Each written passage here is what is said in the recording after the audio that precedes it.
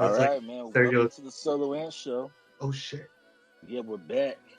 After a 1 month hiatus, we're back, and we are recording this on a Saturday, June 13th, and I am joined by Romeo. Long time no see. How you doing? I'm good. Surviving. Finally got my unemployment. Woohoo! Yeah, shopping in this motherfucker. So, last year we did a review on Batman Begins. It took us a whole year, but we finally got around to Dark Knight. And now it took us a whole month, but we're finally getting around to Dark Knight Rises. Hey, so, 1 month is better than 1 year wait, okay? So stop. Yeah. Hey. So we're finally going to finish the Nolan trilogy after a year. Yeah, as we discuss the Dark Knight. I'm Batman. I'm the Crow. That's so racist. So racist, bro. Especially in this time right now, we can't be talking about stuff like that. It's a superhero from South Park. It's such a. It's Eric Cartman's alter ego. Hey, how come it's okay for Eric Cartman to be racist and everyone laughs about it? He's an 8-year-old kid. So he gets a pass, huh? He's 8. He doesn't know any better. I think he got a pass from every race. Like, oh, that's okay. I give him a pass. And Right. So Token, in our band, you gotta play the bass. But I don't know how to play the bass. Token, you're black. All black people know how to play the bass. And it's so funny because Token's like, that's so fucking racist. And he gives him like the bass. And it's like, oh, I could play the bass. Yeah.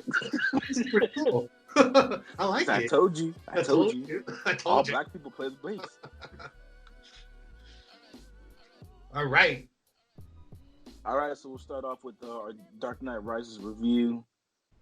I enjoyed the movie. I loved it. Rewatching it for a second time. Well, not I won't say for a second time, but rewatching it for the first time in a long time. I was about to say, you only watched it twice? No. Yeah, I watched it twice. Watching it for like the 1,000,000th and second time. Oh, okay. That's much better. Yeah. Makes a lot of sense. But also rewatching it this time around, I noticed certain things and certain hidden political things in this movie that I did not realize were in the movie before, and how it kind of ties into like current society in a way.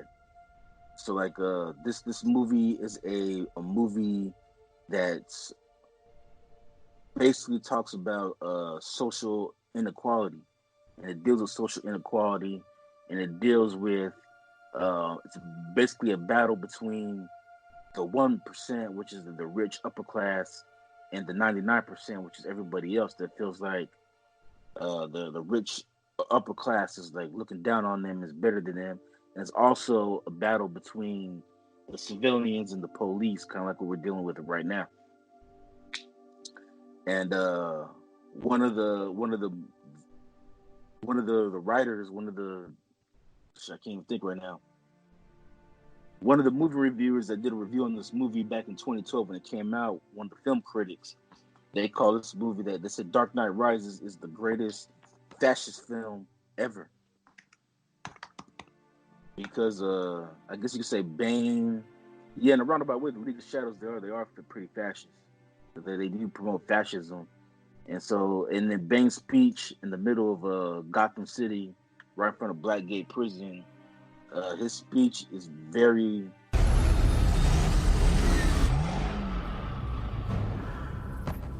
Behind you stands a symbol of oppression.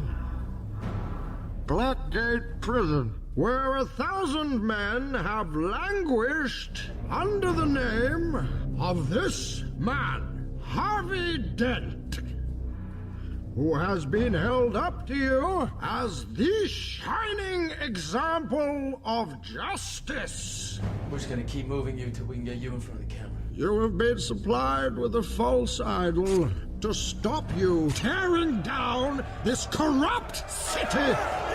Let me tell you the truth about Harvey Dent from the words of Gotham's police commissioner, James Gordon. The Batman didn't murder Harvey Dent. He saved my boy, then took the blame for Harvey's appalling crimes so that I could, to my shame, build a lie around this fallen idol. I praised the madman who tried to murder my own child, but I can no longer live with my lie. It is time to trust the people of Gotham with the truth, and it is time for me to resign. And do you accept this man's resignation? And do you accept the resignation of all of these liars? Of all the corrupt? The corrupt! The rich! The oppressors of generations who have kept you down with myths of opportunity, and we give it back to you, the people. Gotham is yours. None shall interfere. Do as you please. But start by storming Blackgate and freeing the oppressed!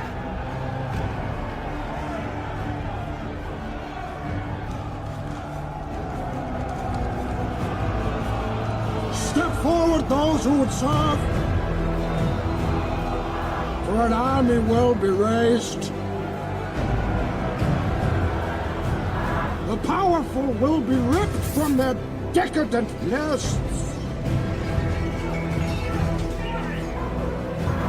and cast out into the cold world that we know and endure.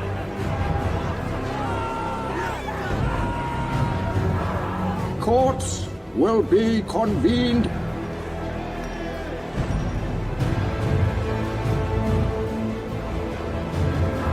Spoils will be enjoyed. Blood will be shed. The police will survive as they learn to serve true justice. This great city, it will endure. Gotham will survive.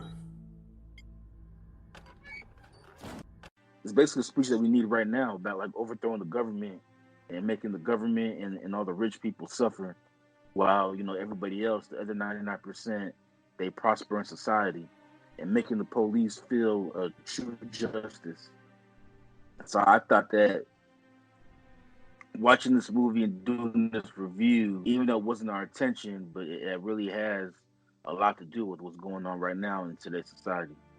And that if we have a Bane, Donald Trump and everybody else in Washington, D.C. right now will be shaking in their boots. But right now we don't have a Bane to kind of overthrow the government. We just have people protesting in the streets. So what were your thoughts on The Dark Knight Rises? Man, that was well put. I was just thinking about like Batman in his Batman suit. I agree. I agree. That's what makes this movie like separate from any other superhero movie that we watch today. You know, like, you know, the Batman doesn't have any powers. Like a lot of the shots were all realistic, of course. A lot of it's authentic. You know, there are special effects, but again, like we mentioned in The Dark Knight, Nolan uses special effects when it's, you know, relevant, when it needs. He's one of the few directors that really don't like using CGI, right. Unless he has to use it because it's like physically possible for him not to. Right, and when he does use it, it's not like you got like, you know, superpower neon gold colors or anything. Like a lot of his special effects are they look so practical. Like it's hard to determine what's real and what's not because everything looks real. Well, the only time he uses it though is like if he's making a movie like Inception, where he uses it the most. Where he uses it the most. That's because Inception, the whole plot of the movie is you're in somebody's dream. Well, no, I'm talking about like Batman. Well, yeah, that and like the Scarecrow and all that stuff. You need to use special effects like it's relevant. But I'm talking about like scenes where how Catwoman is like riding on the Bat Pod or the Bat Cycle, or a scene when Bane crashes the football stadium and destroys the whole stadium.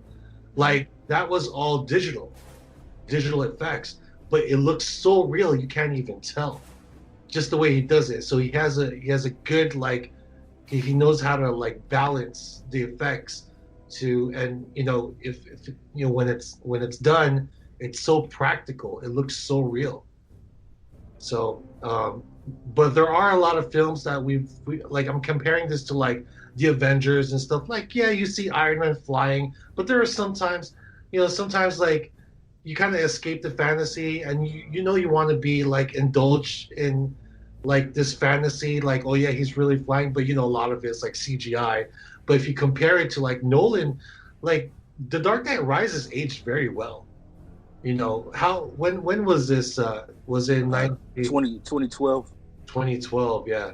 So this was years ago. Years ago, yeah. So it aged very well, almost a decade old. Well, even Dark Knight. I mean, that came out 12 years ago, it still looks pretty recent. Really good, yeah. So like that's another thing I like about like the Nolan verse, like his films. Like his films really age, and I can't wait to watch his new film. It was supposed to come out a couple months ago, but it's been postponed. I don't know when it's going to release. Yeah, Nolan knows. Honestly, all these movies that are being postponed, I don't understand why these movie studios just won't like release them on Netflix or whatever, just so people could watch them. Like the new James Bond film, like I'll sit and watch that on Netflix. But okay, I mean, I understand too. Like me being like a Netflix binge watcher, I agree. I don't mind watching on Netflix or Hulu or whatever platform they use. But at the same time, they're trying to make money. You know what I mean? And what best to make money than the theaters? Yeah, but I'm just saying in the times that we're in right now, with everything, we don't know when the movie theater's going to open back up. So it might be like a whole year until we get to watch these films. That's why I said they might as well just release it on Netflix or something and have us watch it that way. Well, I understand they want to make money. Digital purchases too, the digital purchases and the physical purchases. I mean, I know you don't collect physical movies and everything, but there are some people out there that still do it. And that's what I'm saying though. Like, just I know they want to make money by people going to the movie theater, but in these times, I just figured just release the movie, and because at this point, and I know we joked about it at the time, but it's looking like it might be a reality that Sonic might just sweep the Oscars. I'm telling you, he's gonna win the Oscars. He's the only one who made it to the theater. He's the best movie of 2020. Well, the only one that actually made it. Well, no, you had Birds of Prey, but everybody hates that movie. Well, speaking of theaters, and they are planning in opening up theaters, because little by little they are opening different businesses here and there, like little by little. Like some of the gyms are going to be open within the next couple of days, depending where you're at, I guess, what city you're at in California or in state. But it depends on the county. Yeah, depending on the county. And going back to theaters, like when they do open the theaters, and you still, there's supposed to be the 6 feet distance rule. Like, are they gonna like have like 2 seats occupied and have you sit like 2 seats away from another person? Which is weird though, because you have to wear. That's the thing too. Like, it's gonna be weird though, because like, you have to wear a mask. Yeah, that means you can't wear. That means you can't like eat popcorn or drink anything. Eat your popcorn. You have to slip the straw under your mask. Hey! I see you taking off your mask. Put it back on. Oh my god! What if you choke on the popcorn like what you did? Like you start choking on it, you start. Well, yeah, I choked on my soda and I got weird looks. It looks like you got AIDS or something. Oh my God. Like, oh my God, oh my God, oh my God. Take your disinfected air away from my children. But yeah, we'll see what happens. It's supposed to be it's a new world, so there's gonna be like precautions and like rules, regulations, prior to like entering the facility. So I don't know what's gonna happen, but going back to like Batman, The Dark Knight Rises. Like I agree with you, man. It does actually reference a lot of like what's happening today, the current events that's going on. Well, actually, let me ask you though, because like I said, I didn't really notice it when I watched the movie all these years. I just now noticed it like now. But when the movie, did you realize that Chris Stone had like a hidden political thing in this movie? I'd have to watch it again. What did you? I'm talking about before, like in the past. Oh, like, I just now noticed it. I wasn't it now. I wasn't thinking about it. No, of course not. Like I wouldn't. Like I would not have ever predicted this would ever happen. Like I still think like it's still fiction. Like this will never happen. Like how well, not so much that the what's going on today was going to happen back in 2012, but I'm just saying like rewatching the movie now, and after all these years, I never noticed it until now. But like there are like certain political messages. Oh yeah, yeah. that Chris Nolan put in the film. So you're asking like, did he predict it? Not so much that he predicted, but like, did you see it back then? Like when you first watched it, did you know all these hitting like political things that he had? No. I not until after I watched it again. This past couple of days. Not until I watched it again, and when I started comparing to like the events that's going on today, because I like to do that. I like when I watch a film, as much as I engrave myself into like the fantasy and escape from the reality, I still try to balance it out and see, what if this did happen? What would the world be today if this did actually happen? So while watching this film, it was like a reverse, because I'm like thinking about like what's going on today, because when you're watching films, you want to escape that reality that you're in, right? And participate with this fantasy, this world. But watching this film was like a reverse. I was like actually comparing Batman, The Dark Knight Rises, with what's going on today. Well, actually, you could also compare it to what was happening in 2012. Yeah, because the whole social inequality message in this movie had to do with the whole Occupy movement that was going on at the time, where you had the quote unquote 99% sick and tired of the 1%, which is like the rich class, and how the middle class is dying, and they're blaming all the rich people at that time. Yeah, and that's kind of like what Bane was saying in his message. Yeah, outrun the rich, steal from the rich, and we take over. Yeah, and oh my gosh, give Gotham City back to you. Give Gotham City back to you. No, do what you want. It's yours. Fucking dope, dude. The best Bane ever. Oh my god. Well, I mean, the only other Bane you could compare him to was the one in Batman and Robin. Yeah. Kill.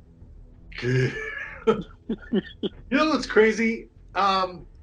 Before Batman, Batman and Robin, right? Batman and Robin were before that film, before Bane was announced, before Mr. Freeze being announced as Arnold Schwarzenegger, I always thought that a younger Arnold Schwarzenegger would have been a good Bane.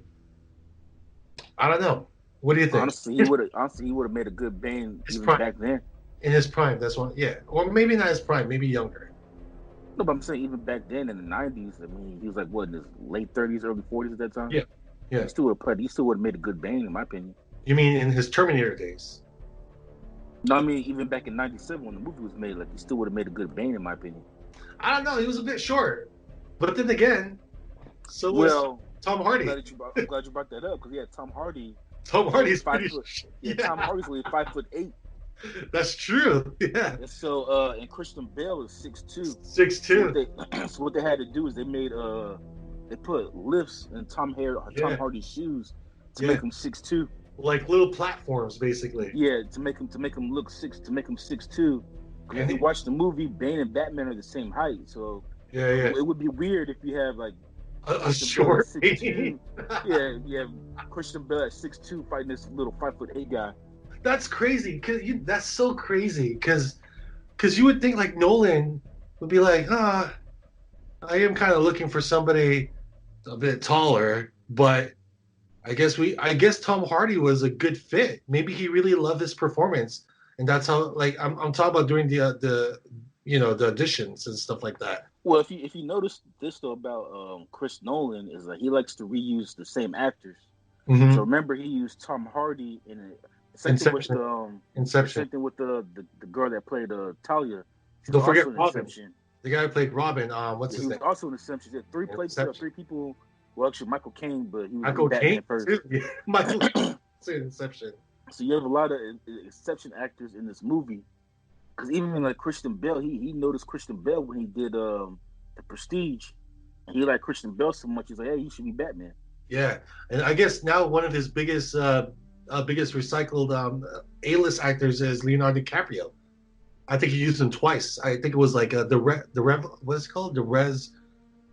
What's that movie? There was a second film that he did after Inception. It's called The Relevant. What the Rev? Hold on. Oh, The Reverend. The Reverend. Yeah. So that was Chris Nolan directed that movie. I think so. Hold on. Let me. Director of The Reverend. Oh, actually, no. It was Alejandro Gonzalez. Wait, but didn't he use Leonardo DiCaprio for a second film? I'm tripping out. Maybe not. Never mind. Good thing I checked.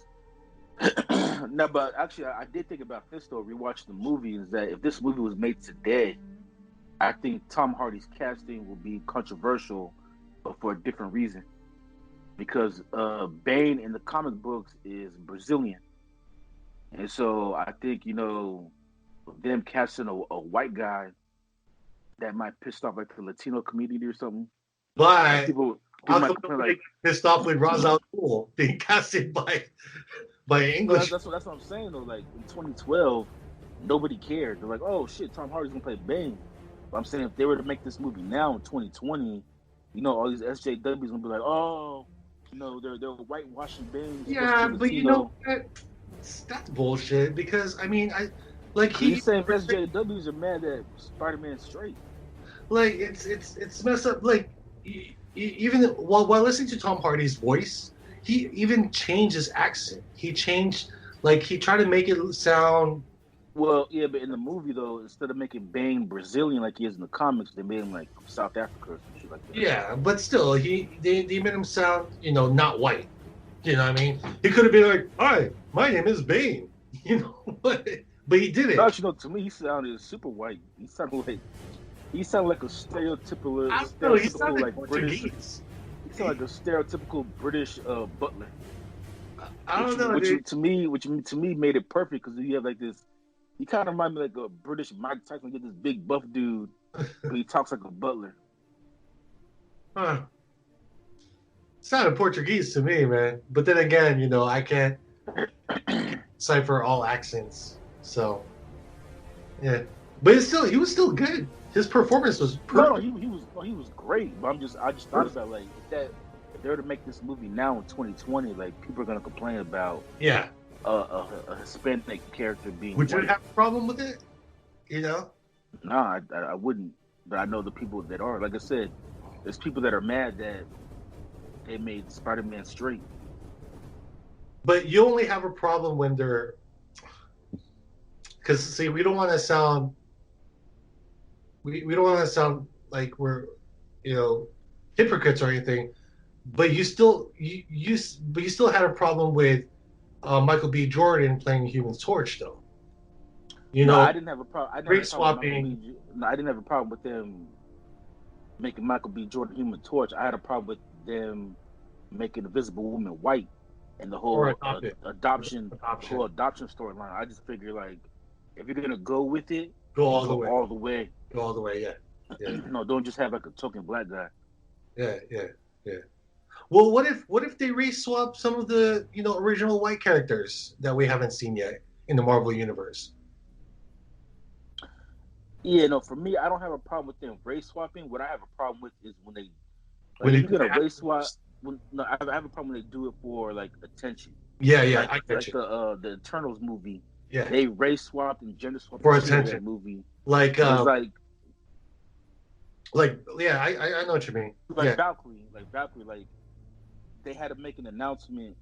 Oh, the first lesbian superhero. Yeah, They yeah. couldn't just make her a lesbian without saying anything. Why you gotta make an announcement? Yeah, exactly. I mean, like I understand like the just girl. one scene saying I just like girls, and that's it. You don't have to like announce it and stuff like that because, yeah, I get what you mean. Like if they're doing, like I don't have a problem with swapping either.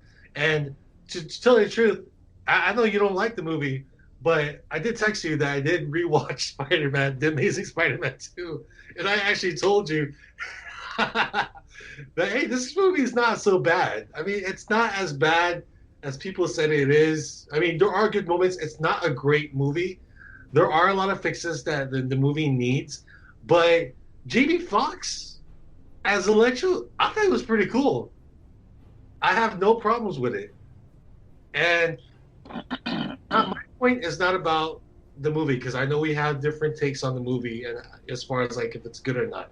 But like when Jamie Foxx was casted as Electro and Electro was supposed to be white, I don't know if he was like German or like Russian or just a typical white guy. No, he was just a typical white guy. It's just or whatever, just pale, He just an average white guy from New York.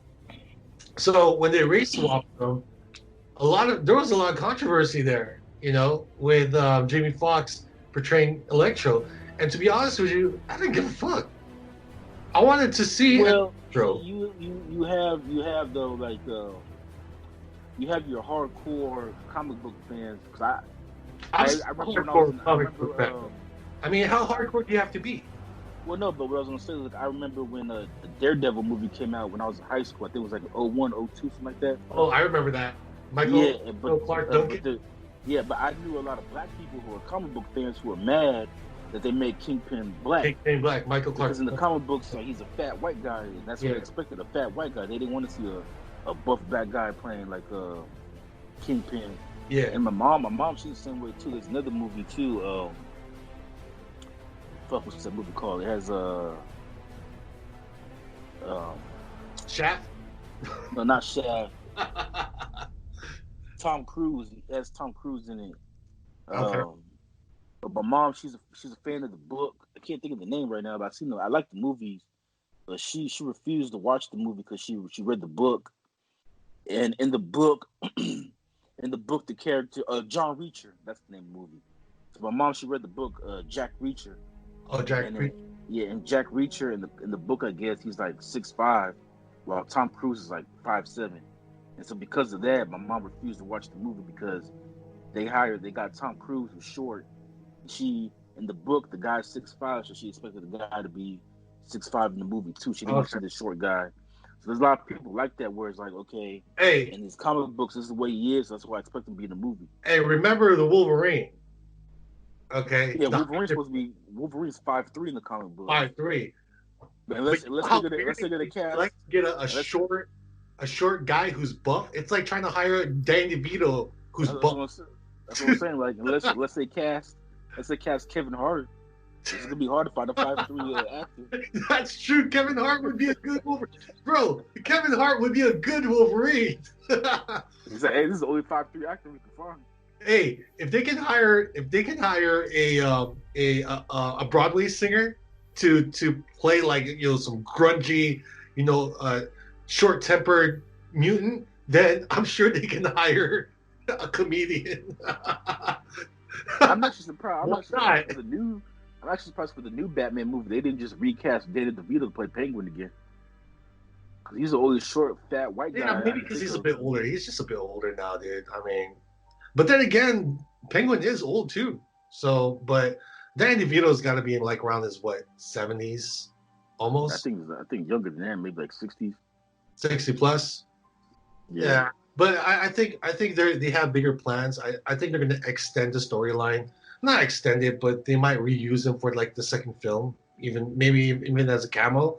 So they're not. I don't think they're planning on killing off the character. So that's why maybe they're trying to look for someone younger. Not only that, this Batman is younger, so everyone's going to start younger. So I don't think you want to cast somebody who's like 20 years older than 30 years older than Batman. You know what I mean?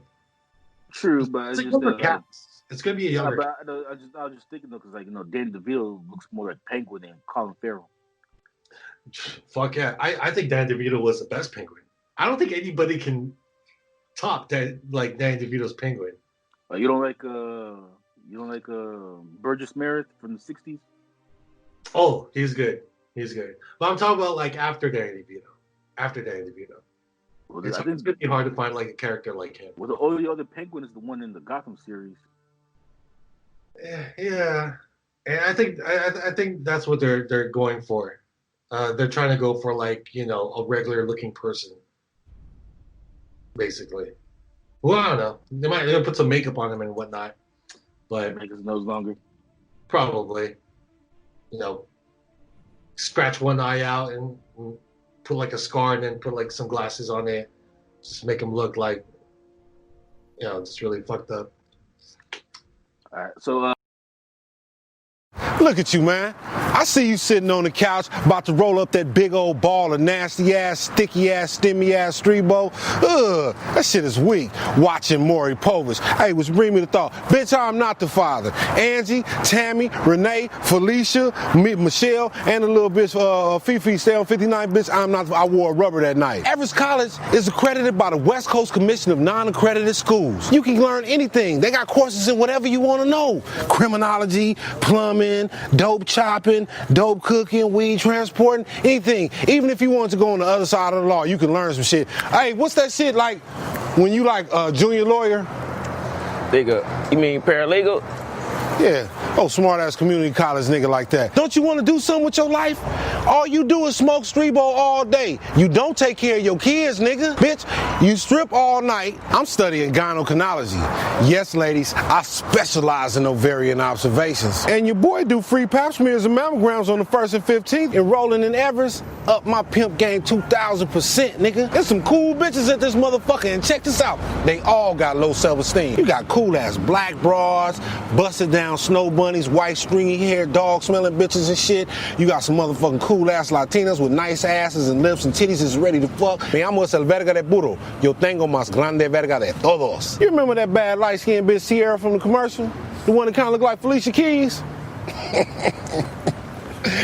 Your boy fucked that bitch, nigga.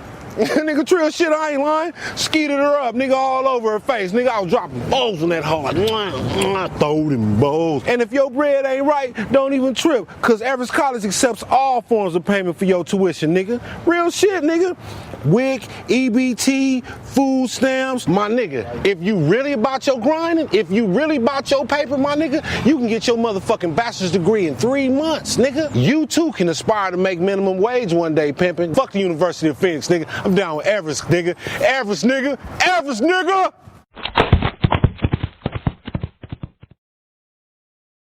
Back to Tom Hardy and Bane, though. What were your thoughts on Bane, the character? Because I know we talked about this when the movie first came out, but it's been a while, so we'll talk about it again 8 years later. But how did you feel about them? Instead of doing him injecting himself with venom, they just gave him, it was like a Darth Vader type of thing. He had to wear this mask to survive. Oh, you mean like the whole look? You're talking about the whole look? Yeah, like instead of like him pumping himself up with venom, which is kind of unrealistic. Yeah, did the Darth Vader thing where like he needs to wear the mask to survive. To be honest with you, when I heard that Tom Hardy was going to play Bane and that Bane was going to be introduced in the next installment or the last installment of the Nolanverse, I was worried. I was really worried because I thought they were going to use the Venom shit because I thought that shit was pretty corny. Maybe in the comic books in the game it works, But in a film like Nolan's film, it wouldn't work because he's all about realistic. That's why Nolan didn't want to use Mr. Freeze. Yeah. He felt like it wouldn't work in his universe. No, I don't think so. No.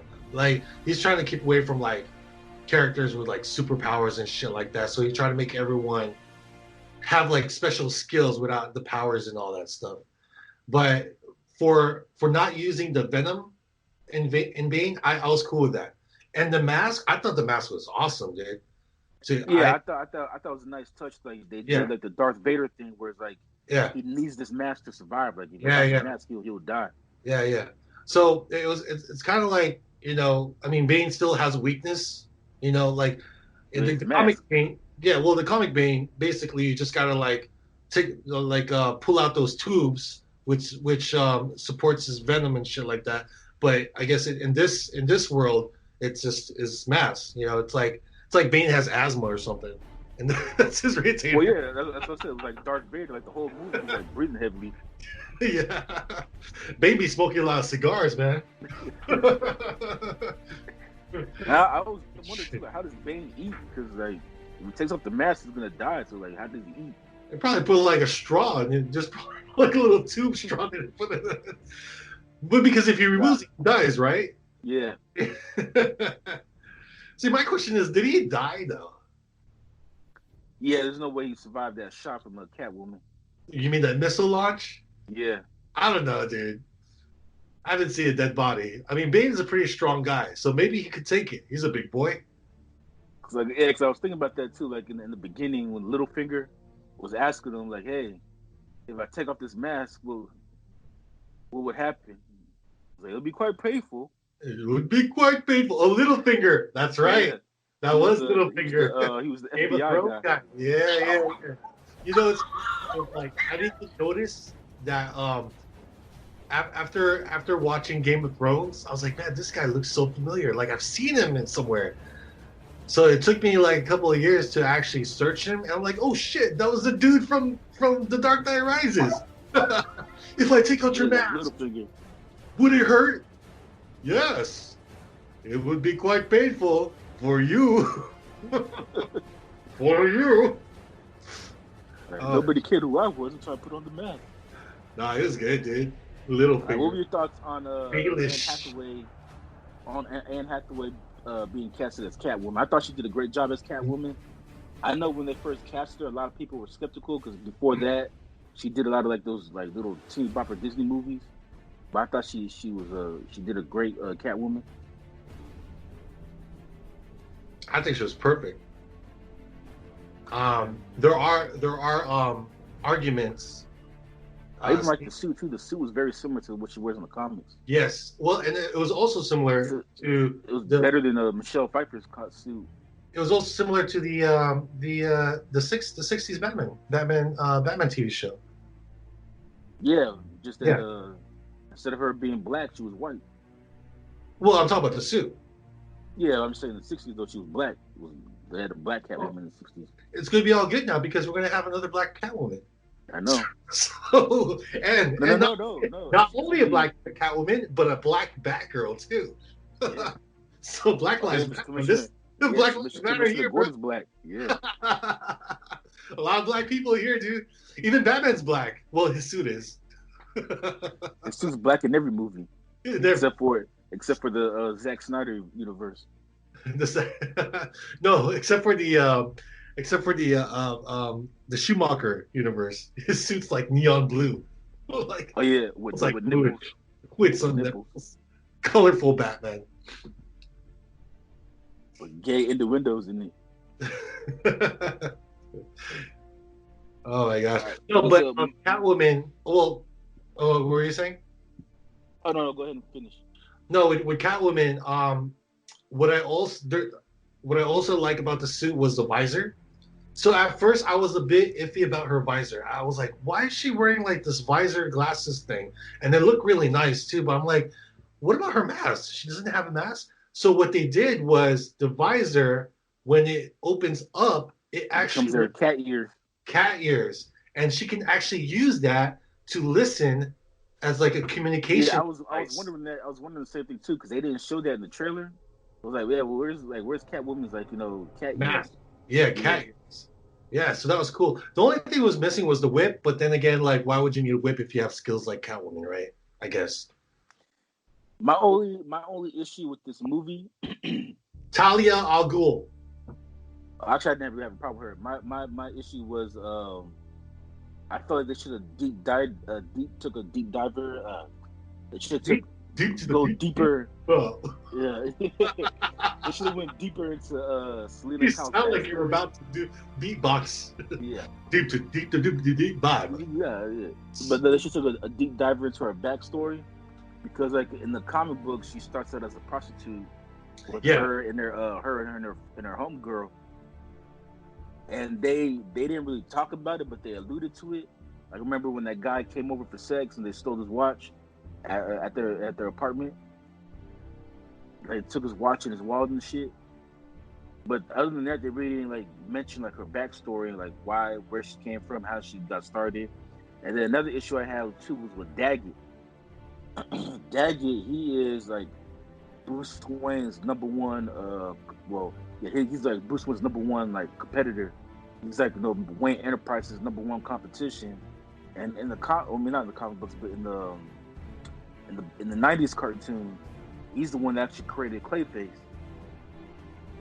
So I thought Daggett should have got a bigger role. I think he was just kind of like a side character that was there for like the first act of the movie. Who's Daggett again? Daggett that's the guy that Bane killed. The one who says, what are you? That guy? The one from Star Wars? He was from Rogue One, actually. Yeah, he was in Rogue One. Yeah, he was. What was he? He was like one of the part of the Empire. He was working under Darth Vader. Yeah. I was like, oh shit, Rogue One guy. He was Daggett. And he was the one that he was yelling at Bane like, what the fuck? Well, he didn't say what the fuck. He was like, what happened? How did Miranda get the scoop on Bruce Wayne? Like, is she speaking with him? What's going on? Yeah. He was mad at Bane. Right? Yeah. Oh yeah, He was like, Ben, I pay you all this money and you can't do the job right. So he was like, because you give me money, does that mean that you were in charge of me? What are you? It's like you're evil, unnecessary evil. He goes, you're evil. He's like, I'm a necessary evil. I'm a necessary evil. Oh, that's so good. That was so good, though. No, but the way he just puts his hand on him without even hurting him yet. Yeah, he was saying like, yeah, he's like, I give you. He was like yelling at him like, I pay you all this money. He was like, so because you pay me money, that means you're in charge of me. And then he puts his hand on his shoulder. He was like, do you feel in charge?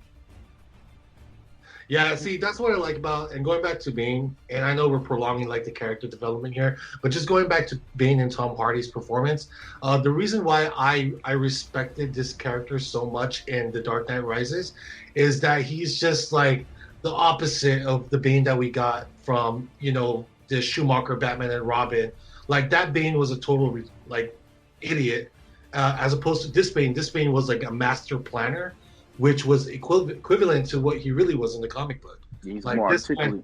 He's articulate, and he's always like 2 steps ahead of Batman. Always, like, he's smart. He's not just bronze and strength, but he's actually really smart. And in the comic books, he's a smart guy. He's a strategist, and that's what I like about this, because Nolan really grasped a lot of like the information about this character that we've known in the comic books and turned it into his own, but still respected the properties of that character. Yeah. So, but yeah, like I said, my only issue though was with Daggett. I feel like Daggett, because he's so important. Wait, who's Daggett though? Like, who is he in the comic book? Okay, so like like Bruce Wayne owns Wayne Enterprises. Yeah. Daggett has his own company that's very similar to Wayne Enterprises. So yeah. He's really like Bruce Wayne's like number one competition.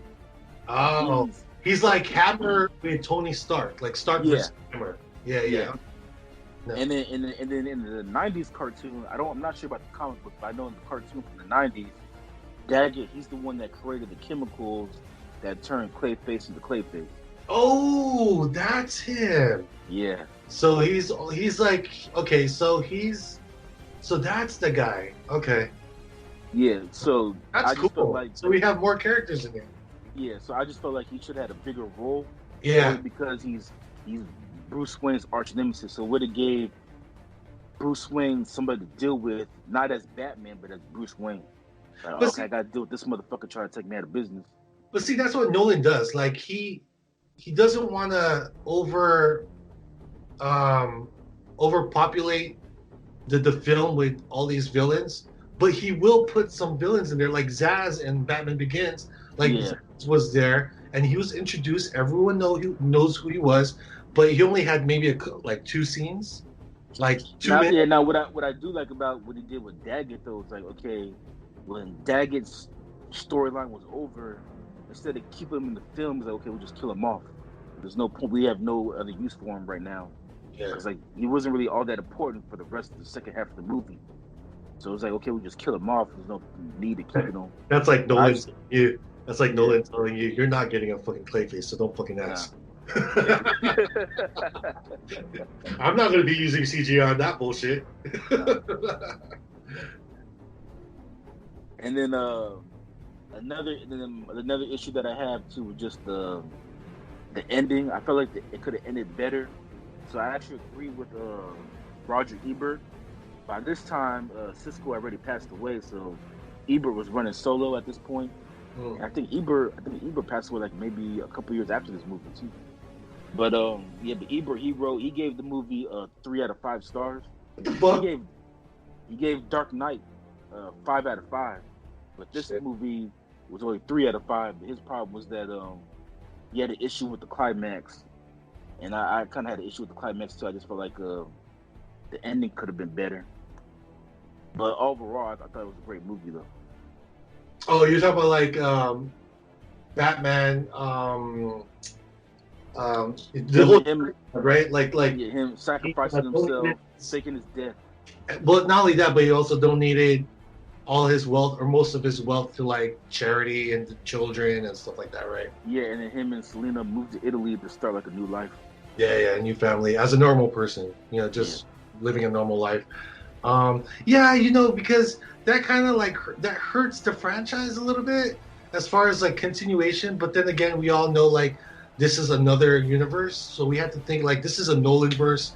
Superman. Originally though, it wasn't supposed to be a Nolan verse though. Like they were planning on making a 4th one, but like Chris Nolan just decided like I don't want to do this anymore. Yeah, that's what I'm saying. Like this is. I felt like WB could have just hired another director and just kept it going. Nah, you can't do that, bro. You can't have another director like like how many complaints you have from like different fans because you. Well, yeah, but I mean like, or either that, because like okay, his brother writes the script. His brother wrote the script for all 3 movies. But his brother's also a director. His brother directs Westworld. So like they could have just had his brother be both writer and director. Yeah. Just have his brother continue with. Because his brother also helped write Man of Steel. So since it's the same writers, to keep it the same universe. It's crazy though, because like I always thought that maybe Nolan doesn't like superhero films anymore. That's why he wants to stop with Batman. But he did help produce Man of Steel. Yeah, and his brother wrote it. With Snyder. I mean, but he helped produce it though. So he still had like his hand in the film. So I guess that pretty much, solves the theory of. Yeah, because there are even rumors that Nolan was going to direct Batman versus Superman. Yeah. And they asked Christian Bale to play Batman, but then once Chris Nolan was like, "No, I'm not going to direct it," and that's what Christian Bale was like, "Well, I'm out. I'm not doing it." Yeah. That sucks, huh? Imagine having a Christian Bale versus, Henry Superman. Yeah.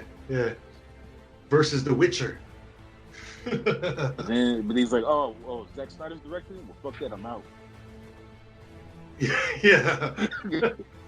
I saw Sucker Punch. Yeah. Fuck that shit. Yeah, fuck that shit. that shit sucker punched me in the balls. Hey, Sucker Punch is another guilty pleasure of mine, so I mean, it's not great, bro. Like every bad movie seems to be a guilty pleasure of yours. Yeah, it's. I mean, comic related, you know. No, pretty soon. Not every bad movie. Not every bad movie. Captain America and Fantastic Four from the 70s. No, I can't. Actually, Fantastic Four. I did watch it recently. Which one? The one from '94. Oh, okay. The Jessica Alba and that's 05. That's 05. I'm talking about the '94. That's the independent movie that came out. Oh, that one. Yeah. The irony of that movie is that that's probably the most comic book accurate version of the Fantastic Four that we've seen on film. Their only issue is that because it was an independent film, you could tell that their budget ran out when it came to the special effects. Because if they actually had a major studio behind them, they could have just called up like Disney or whatever, like, hey, we ran out of money. Can you just give us like an extra like $2 million so we could do like the special effects?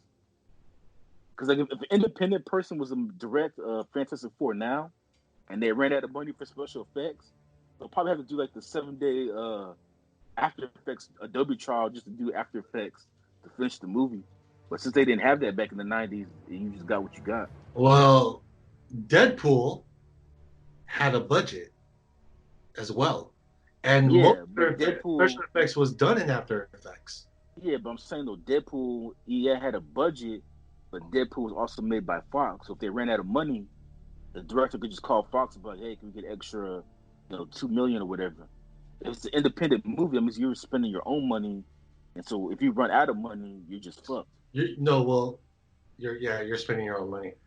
But no, you're right though. That movie was pretty much one of the most accurate, like from comic to film. I watched it on YouTube. If Disney decides to make their own Fantastic Four movie, they could just simply take this script and with today's technology make it better.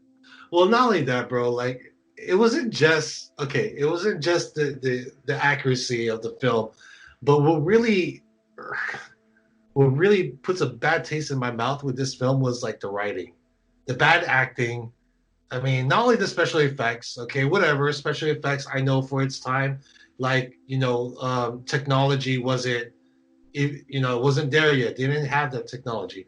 But it was just the acting, the writing, and just all that stuff. It's independent film, though, so it's not like you can get like top-notch actors.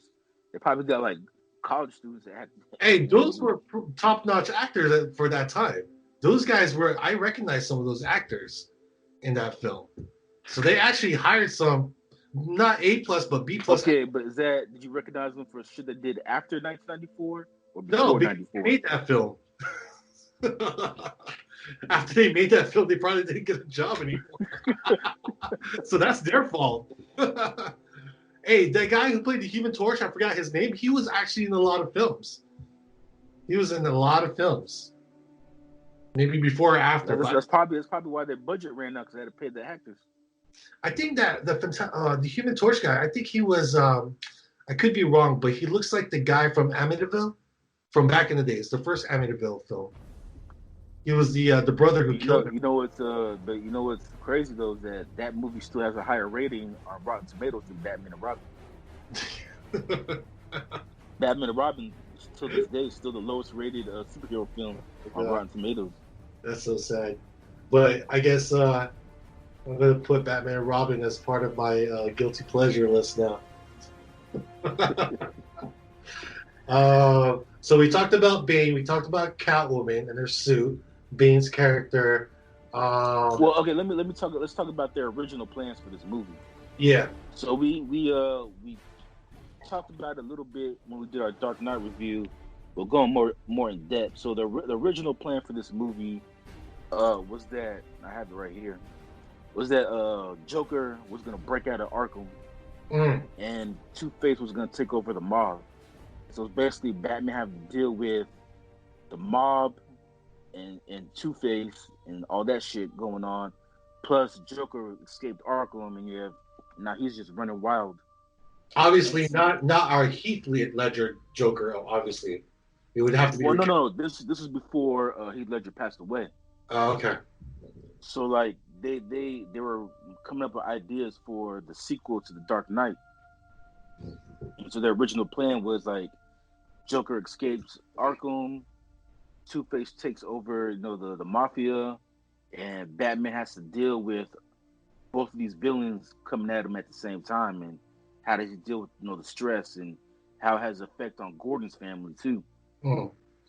And then after Heath Ledger died, out of respect to Heath Ledger, Chris Nolan didn't want to recast Joker. Of course. So he changed his mind and just decided to kill off Two-Face, even though in the original movie that wasn't his plan to kill off Two-Face. Like Two-Face was supposed to survive the fall and then come back in the next one. Because even the actor that played Two-Face, Aaron Eckhart, signed on to do 2 movies. Yeah. And so Chris Nolan changed his mind. Now, to me, even though I like The Dark Knight Rises, I thought that he could have kept Two-Face, and I thought he should have used the storyline of, I'm not sure if you read this comic book, Batman Prey. But like Batman Catholic or something? No, it's called Prey. Batman Prey. Like he's Catholic. No, it's not P-R-A-Y. He's Christian because Christian Bale. R-E-Y. Oh, Batman Prey. Oh, okay. Yeah. I thought it was Christian because, Christian Bale, Okay. No. Okay. But so I'm not sure you read that comic book, but in that comic book, the way Dark Knight ended, I thought that storyline would have been perfect for Dark Knight Rises, because in that storyline, Batman's accused of murder, and he's on the run, and so he had to try to prove his innocence. But what happens is that the Gotham Police Department, they hire Commissioner Gordon? No, the Gotham Police Department, they hire mercenaries? No, what's that doctor from Dr. Hugo Strange? Yeah, Hugo Strange. Hugo Strange. They hired Dr. Hugo Strange to kind of figure out. Whoa, pause there. Did you know Dr. Hugo Strange was voiced by Tyrion Lannister from Arkham City? Tyrion Lannister was on Game of Thrones. Yeah, well, the actor who played Tyrion Lannister. He did it for Arkham City? I think so. Dr. Hugo Strange, listen to his voice. Oh, yeah. Like, you listen to him, and you listen to, like, the hearing for, Tyrion Lannister is the father, right? Yeah. So what's his son's name, the youngest one? Tywin. Tywin. Wait, Tywin is the father. Yeah, Tywin's the father. Tyrion Lannister is the son. I get those two mixed up. So he was Tywin. Tywin Lannister was the voice of Dr. Hugo Strange, the actor.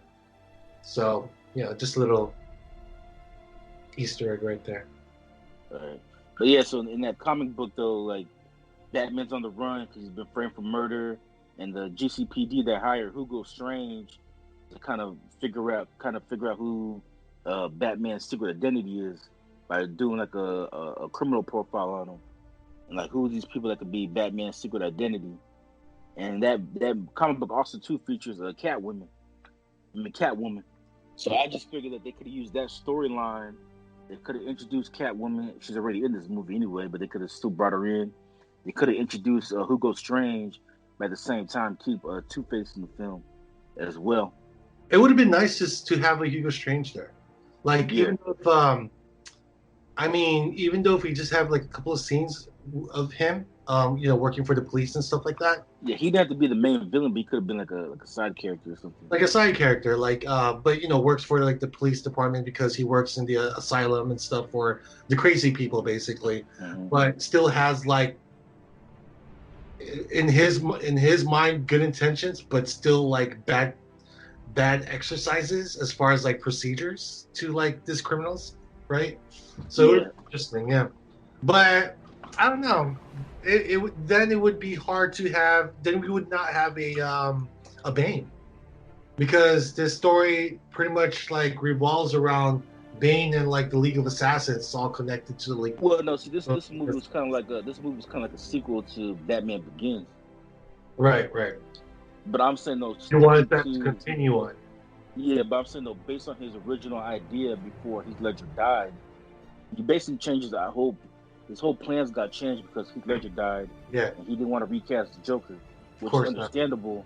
But I just figured like the way that he ended Dark Knight, this comic book Batman Prey would have been perfect. Because that storyline would have been perfect for how. Because the another thing I didn't like either about this movie was how uh, Bruce Wayne basically, did nothing for 8 years. Yeah, yeah. Like, yeah. So what? Like, that's a big gap. So what happened? Yeah, It was 8 years. so Like, what 8 years. What happened to Gotham? You know what I mean? Was Azrael like taking over? You know what I mean? Like, was there Azrael, or was there like you know, a ghost? What's his name? Like Batman's hero, like who helped them. Like, was there like another superhero out there? You know what I mean? Another vigilante? It would be nice to Well, that's why I explore. was surprised they didn't come out with a cartoon like they did with Dark Knight. Like before Dark Knight came out, they had like a little mini series Yeah, showing yeah. the gaps Explain in stuff between. here. Yeah, The yeah, gap. in between the gap between Batman Begins and Dark Knight. So I'm surprised Yeah, they didn't do the same thing with this movie, like fill in the gap in between Dark Knight and Dark Knight Rises. yeah. Because 8 years is a long ass time. It's almost a decade. yeah, and how was the like how's the GCPD able to like sustain Gotham with all that violence without Batman? You know what I mean? Like, they couldn't even control it because there were crooked. Everyone was crooked. There was like criminals inside the police department, and it only took like. Well, they were able to clean it up with the whole Harvey Dent Act, which basically like stopped crime for 8 years. No, I don't know. So he was kind of hard though. Like, so he was a symbol. So Harvey Dent was pretty much, yeah, he was the White Knight. He was a symbol. Yeah, but even still, like, how could it be like no crime for 8 years and then all of a sudden, Bane just randomly shows up in Gotham? It's like, oh, crime's back. Hey guys, that's bad. Don't steal us. Why not, Tony? Because we believe in Harvey Dent. Remember? Oh, you're right. You're right. Okay. Yeah, but then Bane comes. Yeah, but then Bane comes like, oh, you know what? Fuck Harvey Dent. Let's go back to crime. Look, if you need to loot, go loot. Yeah. It's yours. Gotham is yours. Gotham's yours. Do what you want. What you want? I love Bane because he's like, it's crazy because he's a serious character, but sometimes when he talks, like when he's sarcastic, he can be pretty funny. Like, he can actually be a pretty funny guy. Because he has his character is so sarcastic. Like, he'll say things, but he means, oh yeah, but like it'd be painful for you. So it's like he's like his entire speech that he did, like that entire speech that he did, it just reminded me of what's going on today. It was like, yeah, we're gonna take down the corrupt. I like that one scene when he was fighting Batman in the dark, and like Batman would turn off all the lights and stuff, and he goes, "Darkness, I was born into the dark." You merely adopted the dark. I was born into it, raised in it. I didn't see light until I was already a man. Like the League of Shadows, and I was like, "What? The League of Shadows? Fuck!" That shit was crazy. That whole reveal about him, like, being a part of the League of Shadows was a trip. I was like, oh shit, that's fucking Talia's bodyguard. Yeah, but you already knew that because Alfred told you in the beginning of the movie. Yeah, but just for him, like, revealing it some more. Oh, you had to hear it from himself. You didn't. From himself. Hearing it from Alfred wasn't good enough. Nah, not good enough. Like, Alfred can bullshit sometimes, you know what I mean? I'm still thinking, like, Alfred's trying to kill Bruce Wayne just to get that fortune. Bruce, I'm sick and tired of you treating my Uncle Alfred like a slave. You just have him cooking for you, doing all your laundry. Alfred talks like that? No, I was talking about Robert Pennyworth and Batman. Oh, Pennyworth. This treat Uncle Alfred like this is a multiverse. This is a multiverse. No, Uncle Alfred, you just treat Uncle Alfred like he's a slave. And it's like, bitch, you do know that Alfred could have just left at any time. He chose to stay there. After seeing that rendition of Batgirl, I'm cool with a black Batgirl now. You ain't down with Barbara Pennyworth? Nah. Fuck that shit. What the fuck is that, bro? I swear, dude, I wanted to throw something at her when she was saying that shit. I was like, I know she's just an actress, but fuck that shit, dude. Yo, that movie ruined her career. I haven't seen her in the movie since. Dude, it's the worst. It's the worst. Everything about her, Batgirl, in that movie was just uncalled for. It was just inappropriate. She really had no purpose to be in the movie. No, there was just it was just unnecessary. It was like, what the fuck is this bullshit? Like, it had no purpose. I honestly believe that Joe Schumacher put her in because I think after reading his own script, he was like, you know, this shit's pretty fucking gay. Let's put some women in here. Just kind of, as like, so people won't think it'll be so obvious. But you know, I would say though, here's a positive though. She did look pretty good in her Batgirl suit. It wasn't too bad. Not too bad. Yeah. Not bad at all. I just felt bad for her because she didn't get the same attention that Batman and Robin got as far as, you know, her putting on the suit. Yeah, all the close-up shots with the ass and the crotch. Yeah, I know. We talked about that. Yeah. Crystal Donnell, we're gonna have to do like 20 more takes of that butt shot. Like for Batman and Robin, it took them like a full 30 minutes to get dressed. For Batgirl, it was like 5 seconds. That was a long ass fucking introduction. Like, do we really need to see every single buckle, shoe, butt, nipple? Like, do we really need to see all that? Like, fucking put the suit on them already. Let's fast forward this shit. Joe Schumacher's in the back touching his dick, like, yeah, more. All right, so we'll talk about the legacy of this movie. And so when we did our Dark Knight review, Dark Knight was considered, it was voted the 15th greatest film ever made. It was considered the greatest superhero film ever made.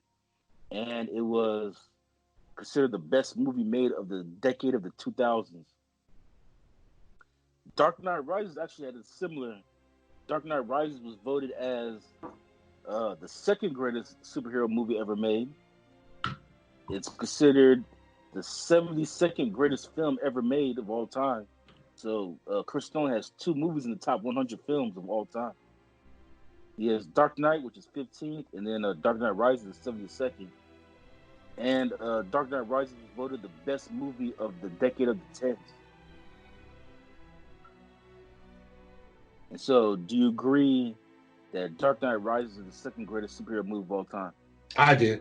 I agree. I would, if I'm going to compare from all 3 chapters of the Nolan versus Batman, I would actually put the Dark Knight as number 1. Dark Knight Rises maybe number 2, and of course Batman Begins in number 3. But I think they're talking about like of all time, like of all the superhero movies ever made. You mean Dark Knight Rises being number 2? Yeah, I agree. Hold on. Let me fast forward a bit with all the. I actually disagree. But what would be your number 2? Oh, wait. No, I disagree. I have a number 2, and it's not the Dark Knight Rises. What's your number 2? Well, let's say it together. Your number 2 and my number 2 at the same time. 1, from count of 3. 3, 2, 1. Logan. Deadpool. Logan, bro. Deadpool's good too. That's a good choice. Yeah. The first one or the second one? First one. Okay. I would say Logan for me. Deadpool would probably be, it'll be somewhere around my top 5. But definitely Logan for me. Okay, so there was voted the second greatest superhero movie of all time. We talked about this last time, but it was voted the 72nd greatest film ever made. And so Dark Knight was voted 15th greatest. This one's 72nd greatest. As I said, Chris Stone has 2 movies in the top 100. It's like an R. Kelly song. I'm the greatest. Yeah. Now, for me, I can't really comment because I haven't seen every film ever made in world history. But if they say it's the 72nd greatest, I guess we'll just go with that. Now, where I also disagree is that they said it was the best movie made in the decade of the 10s. And so both of us disagree because I said Deadpool was better. You said Logan was better. Yeah. Both movies came out in 2016, which is still the decade of the tens. Yeah. And even then, like I wouldn't even then, I still think out of all the movies that I saw in the decade of the tens, I think Wolf of Wall would be my favorite movie, not this movie. Wolf of Wall Street? Yeah. Like I think it would be I thought it was better than this movie. But this movie was voted Dark Knight Rises was voted the best movie of the tens. It wouldn't be like High School Musical, the movie? I think that came out in the 2000s, though, didn't it? Okay. I think I was actually in high school when High School Musical came out. Oh, okay.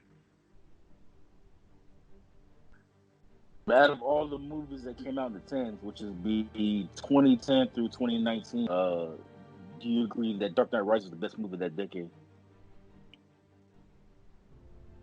You're asking me? Yeah, what's your opinion? For me personally, I'll go Wolf of Wall Street. You know what? That's going to be a difficult question to answer because I'd have to go through a list of films that I like throughout those times and actually compare. So that's how I felt about when we did the Dark Knight review because Brian voted the best movie of the 2000s.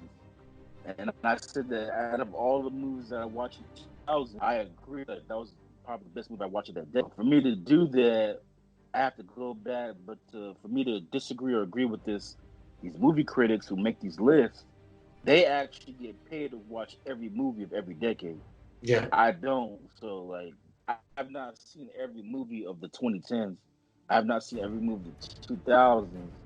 They have, so they can judge better than just out of the movies that I've seen, I disagree that Dark Knight Rises is the best movie of the 10s because to me, I saw movies that came out in the 10s that were better than this movie, in my opinion. Mm-hmm. But it was voted the best movie of the decade. But yeah, I do agree with you though. It is hard to answer because we haven't seen every movie of the decade. While these movie critics, it's their job to watch every movie that comes out. So by the end of the decade, they literally have seen every movie of the decade. It must be tiring to have to be watching movies every single time. Hey, it could be worse. It could be you could be a wrestling critic and be bitching like that one guy. I had to rewatch WrestleMania 2. It's 3 hours I can never get back. You know, this actually kind of compares me, the movie watching. It reminds me of because I used to work for this company. It was a game publishing company, and I was I wasn't an intern. I was actually getting paid. I was like an assistant for the CEO or whatever. I can't say any names, but it was a good job. You know, it was fun because they develop games and stuff, and what they do is they have a marketing team, and then they have the publishing team, and then they have the CEO, and they're the testers. There's the game testers. So one time I asked the testers, "Hey, it must be fun. It must be fun to be playing games for a living." And they would tell me, "No, it's not always fun because it's not like you get to play all the games that you want to play. Sometimes you have to test all these games that are boring as fuck." So that kind of reminds me of two different genres and categories. But imagine having to do something over and over, watching a film that you know what I mean? It's still kind of the same thing though, because for me, I hate those romance movies. I think they're boring and they're all kind of cheesy and shit. Watch that. Yeah, as a movie critic, you have to watch it because you have to watch it. Yeah, and you already know oh fuck, another cheesy romantic movie. Yeah, another chick flick. I'm oh crap, I gotta sit through this for an hour or 2 hours or whatever. Fuck it. Actually, to be honest with you, I'd rather be. I have more sympathy for movie critics. I have less sympathy for the wrestling critics because it's bro, you're getting paid to watch wrestling, and I understand yes, some shows are boring, bad, but at the end of the day, it's still entertaining. Wrestling. It's still entertaining. It's still entertaining regardless if it's bad, good or bad. It's still entertaining. Like that one critic that we did when we did the WrestleMania 2 review, was bro, you're getting paid to rewatch all 36 WrestleManias. I need that just took 1 hour of my life. Bro, you just got paid for that 1 hour. Yeah. Those And 3 hours of my guess life what? I could never get You back. didn't get paid per hour. You got paid because you get like a monthly paycheck or whatnot. Oh yeah, I can understand if they You get paid per review, not an hour. but I can understand if like they had to send them to actually go watch. They actually like sent them to watch WrestleMania 2 live, Bro, that's even but better. but Like, to rewatch it retroactively and then you're bitching about it. It's like, come on. wait. You're saying like if he watched it live, it would have been worse for him?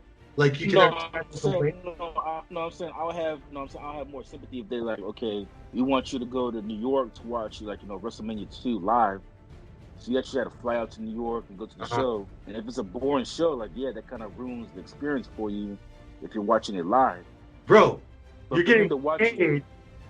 All expenses paid, hotel, free tickets that people pay thousands of dollars, and you get to meet the wrestlers. You actually get to meet them because you have to interview them, right? Bro, that's like the dream job right there. Yeah, but for WrestleMania 2, to retroactively bitch about it after you watch it, it's like you're at the comfort of your own home. Yeah. And not only that, bro, it could be worse. It could be like cleaning toilets for a living. Now you tell me. You tell me, do you still hate your job? Watch wrestling there all day or clean toilets. Oh, decision. You know what? I'm so stressed out. I'm gonna make a cappuccino in my cappuccino machine.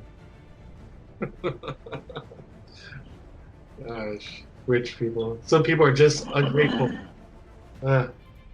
But yeah, so for this movie though, so you want to say this is the best movie you saw of the tens? Of the tens? Of the 10? Yeah. I don't know yet.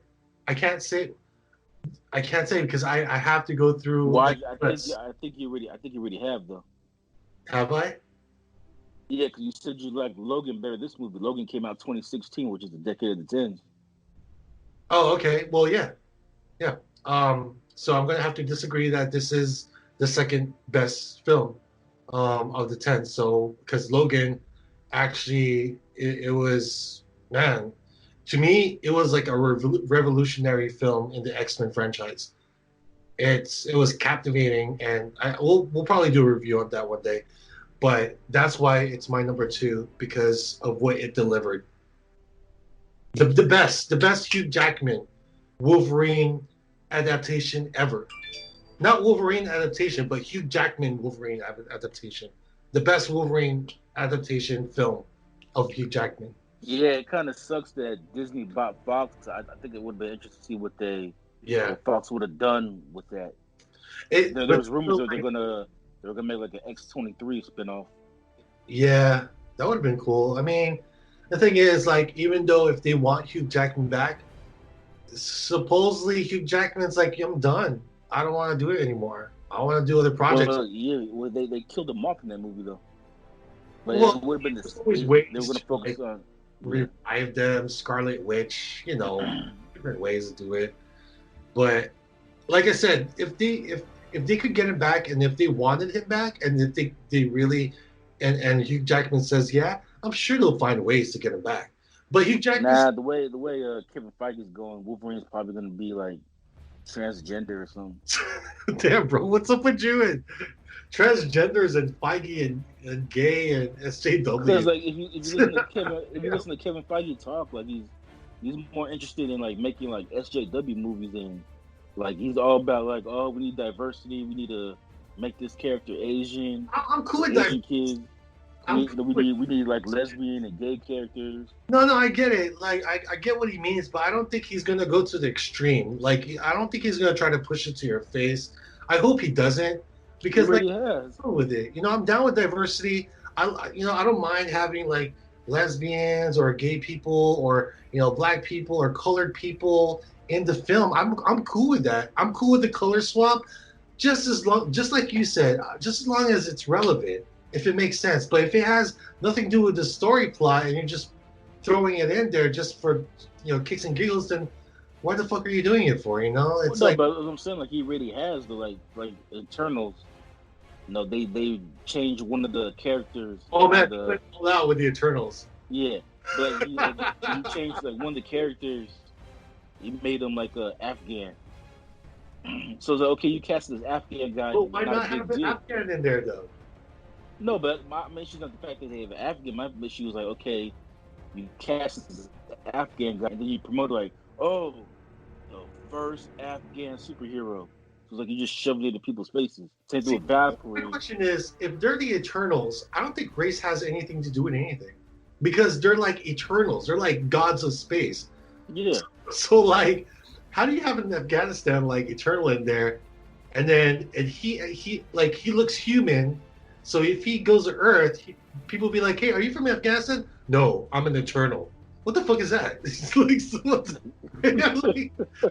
is that? You know what I mean? Like, it's like Superman. Like, you know how people are like, "Oh, you're an alien, but you look just like us."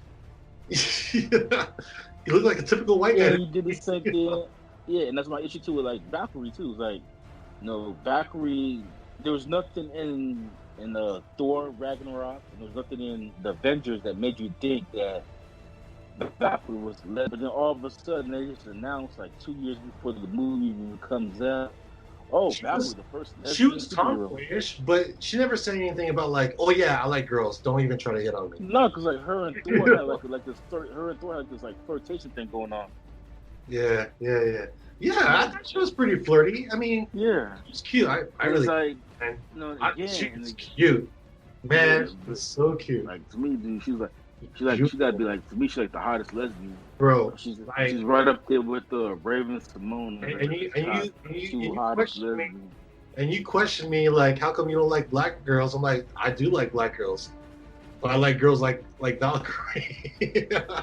Yeah, you like black girls who don't like men though. No, there are black girls out there who like men that I do like. There are plenty that I like. I've dated a black girl too. So don't a black girl. No, actually two. You can't count. There was two. Actually, no, there was three. There was three actually. No, actually, the third one didn't count because she was half. I guess that does count because she does have black in there. She was like half black, half Filipino. No, she wasn't half black, half Filipino. She was half black, half Chinese. Blackanese. Cute. Blasian persuasion. No, yeah. So I thought, but yeah, but that was my issue though with like Kevin Feige though lately. It's like everything is just like checking a box. Like, okay, I understand the actress that plays Valkyrie is a lesbian, but like, I didn't understand like the whole point of like announcing it and making it a big deal. Same thing with Blade. Like, oh yeah, Blade. He's gonna be like the first major black superhero of the MCU. That's like, excuse me, Blade was actually around for a while already. Wesley Snipes. But still, like, yeah, Blade was black in the '90s, and people didn't make a big deal about it. So like, why make a big deal about it now? Yeah. and then I still haven't gotten over the fact that he wants to make a Spider-Man bisexual for no reason. So your problem is just like these stupid, like unnecessary announcements. Yeah, just do like it's their way to shove it in your face. It's like to hype it up, basically, to hype up the JW. So basically, you're saying like, or you're saying that basically they're just pretty much like marketing. They're doing it like a group. They're doing it to cater to a group. Yeah. Okay. So okay. Yeah, I know what you mean. I get what you mean. Like I can understand your argument. Yeah, I think we talked about this before, but I'll go ahead and say it again. Like to me, damn. Yeah. You're a Steven, bro. You need therapy, huh? Yeah. But no, I just feel like the best way to do it is like the way they did it in Power Rangers, where like the Yellow Ranger, she was a lesbian. Yeah. They just mentioned it like one time and that was it. Right. They didn't throw like a parade. Asian Black Ranger was asking her, so boyfriend? No. Oh, girlfriend? Yeah. That's it. Yeah. That's it. But they didn't throw like a parade. They didn't make like a major announcement before the movie. Asian Black Ranger. Yeah, Asian Black Ranger with the Hispanic Yellow Ranger. Oh god. The only Latina with the name Trong. He should have been like, Blasian, activate. Yeah. Latina Ranger, activate. What's the Black Ranger's Mastodon? Was it Mastodon? Yeah. Yeah. Blasted. Well, in the new one though, they made the black guy the Blue Ranger. Yeah, I'm actually pretty sad, or well, yeah, we're a little pretty sad that they didn't make a sequel to this. Because there was so much like controversy with the characters that they decided not to go with it. Because I liked it. I actually I actually thought they were gonna make a sequel. They canceled it. They're not gonna do it anymore. By far, I think this is the best Power Ranger film ever made. Well, it's way better than that shit that came out in the 90s. Yeah, of course. But see, what they did was they made a film based on the TV show. Yeah, that's why it wasn't that great. I mean, goodness gracious. So, anything else that we forgot to cover with the Dark Knight Rises? No, that's pretty much it. Yeah, no, that's pretty much it. Yeah, I guess we pretty much covered everything there. I'm still looking forward to our new Robert Patterson. They call him Patterson. Patterson. Well, right now he's too busy pissing people off because he decided not to work out during this pandemic. He wants to be a skinny Batman, basically. So or a fat Batman. Or a fat Batman if you don't work out. Yeah, call him Fat Man. But yeah, I'm still looking forward to it. I want to see how Catwoman looks. I want to see her suit. You know, did you also know? Have you been watching the Harley Quinn series in the DC Universe app? I don't have that because Catwoman is actually black there. Oh, really? She was actually introduced. Yeah, we got a black Catwoman. She's black in the '60s show, in the movie. No, she's like the modern suit Catwoman, but happens to be black. So yeah, and still sexy. I mean, like the voice actress does a pretty well job, sounding, portraying Selena, Catwoman. So yeah, that universe is kind of like reference to like the new Catwoman that's coming up. Zoe Kravitz. Oh, real quickly to answer your question about the Power Rangers, yeah, there's supposed to be a sequel, but then the Power Rangers film franchise was sold. Lionsgate sold it to Hasbro. Oh yeah. Because Hasbro, I thought Hasbro only did toys. I didn't know they made movies now, but okay. So they sold it to Hasbro, and Hasbro decided that they want to do their own thing, and so they canceled the sequel and decided. And right now they're in talks with Paramount Pictures and producing a reboot. Okay. Doesn't Hasbro also own like Transformers and G.I. Joes? I know they own all the action figures, but I didn't know they own the rights. Like for Power Rangers, apparently they bought it from Lionsgate, and so now they own the rights to all the characters. So now they can like produce movies and shit. So right now they're talking to Paramount about making a movie, but apparently instead of just continuing on what they did in 2017, start all over again. They want to do their own thing and just start all over, kind of like what he's doing with X-Men.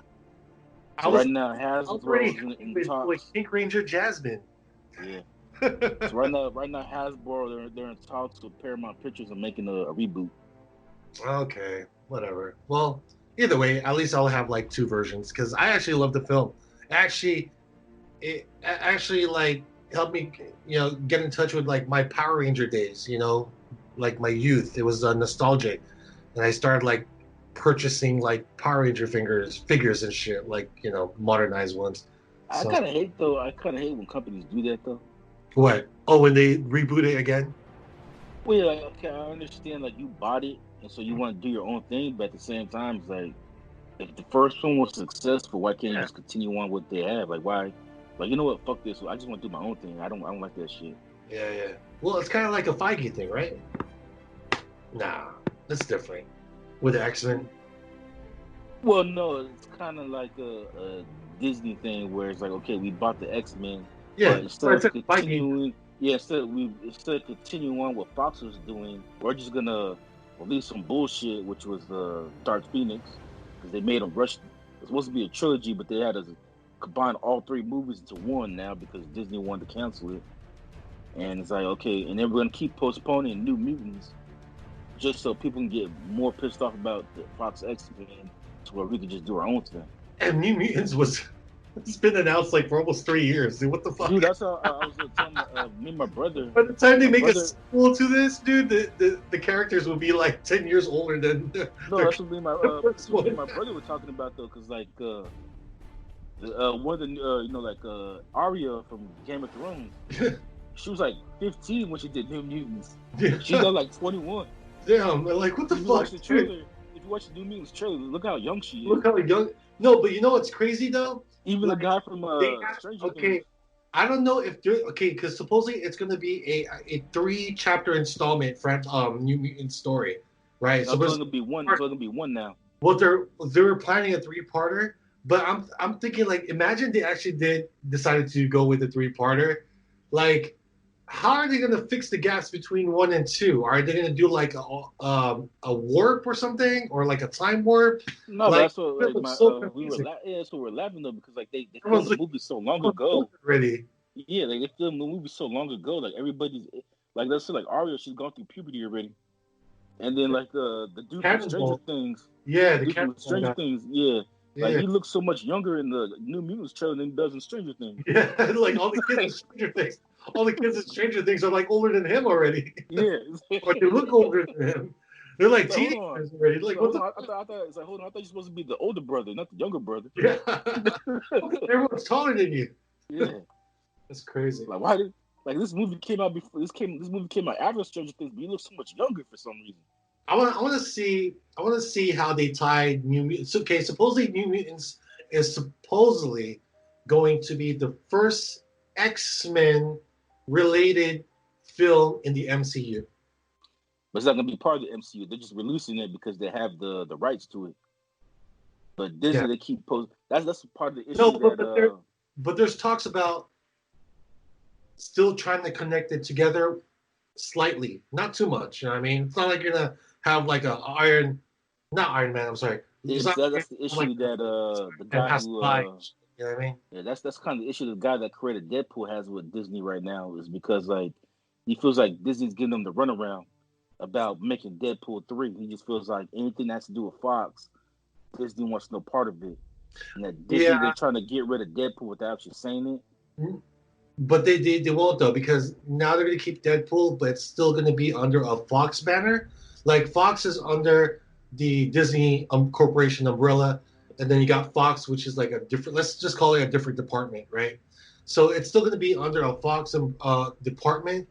Yeah, but that's what Disney is saying. But the guy who created Deadpool, he's saying that Disney's telling him something different. And that's why he has beef with them right now, because he feels like they're just giving him the runaround. Yeah. But they're not really taking Deadpool seriously. I really don't know what's going to happen, but whatever it is, I'm going to watch it. I want to see what they do with it. With the X-Men, Deadpool, everything. Fantastic Four. I'm actually more excited about the Fantastic Four than the X-Men, to be honest with you. Well, they haven't even announced X-Men yet, but they have announced Fantastic Four. I'm more excited with the reboot and finally the Fantastic Four being part of the MCU. I'm more excited about that than the X-Men right now, because it looks like Fantastic Four actually plays a bigger role in the Avengers than X-Men does. Of course, yeah. So it'll be awesome. Cool, man. All right, so you can listen to us on any streaming services where podcasts can be found. We're also on YouTube. What's the YouTube link? Oh yeah, I don't know what the YouTube link is, but just go to Soulad Productions, and you'll find us there. I'll be well. I was moving. I was actually moving my stuff for the past couple weeks, getting everything in storage and stuff like that, and just like getting stuff together. So I'll get back into like putting our stuff in YouTube for you guys to watch. and see more of like Inspector Ads T-shirt over here because everything's going to be video. Oh, there's his face. Oh, I see him. Yeah, but just search for us in Solo Ant Productions and or not even Solo Ant Productions, but Solo Ant. Search for Solo Ant on YouTube. You'll find us there. What are our other platforms, Inspector Ant? We're on Tumblr at Solo Ant, Facebook at Solo. Oh, what? I thought you said Grinder. I was about to say. No, it's a Tumblr. Oh. Actually, we should make a Grinder though for our LGBTQ. Why not? Yeah. Everyone is. Wait, how does Grinder even work though? How does Grinder even work? Ask your brother. Oh, okay. I'm sure he knows, bro. So yeah, we're on Tumblr. We're on Facebook at Solo Ant. We're on Instagram at Solo Ant 2020. I should make us a Twitter though, because I've been getting a lot of Twitter followers. So I don't know about Twitter. Twitter is dangerous though, man. You say one wrong thing and then you have like the whole world against you. Like it's like Twitter doesn't allow you to have an opinion. No, you can have an opinion. It just has to be a left-wing opinion. Yeah, like I said, Twitter does not allow you to have an opinion. You're not part of the left. You're not right. Get it? If you're not left, you're not right. So, but yeah, and then speaking of Twitter, you can find me on Twitter at Expected Ant. I'm also on Instagram at Expected Ant. Where can they find you? Oh, of course. You can find me with my real name used, Aubrey Freely _81. That's right, boy. That's right. That was like my Flavor Flav. Well, I was supposed to do Mike Tyson, but it sounded more like Flavor Flav. I mean, you could have just did, since we're talking about Dark Knight Rises, you could just did Bang. Yeah, that's true. You can find me. Aubrey Freely _ No, I can't do it. Now it's so Russian and shit. Aubrey Freely _81, buddy. The internet is yours. Do what you want. Do what you want. Take back your city. Find me on Facebook and poke me.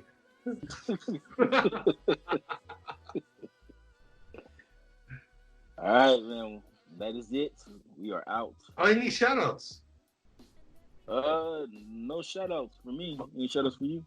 No. You've been gone for a while. I think people forgot about us. Yeah, that's what I said. We've been gone for like a month, so I It's like, did these guys die from their careers? It's like, wow, man, they promised us a Dark Knight Rises review, but it's taking them so long.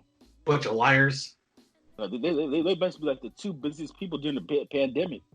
Yeah, going to the park. Yeah, going to the park every day.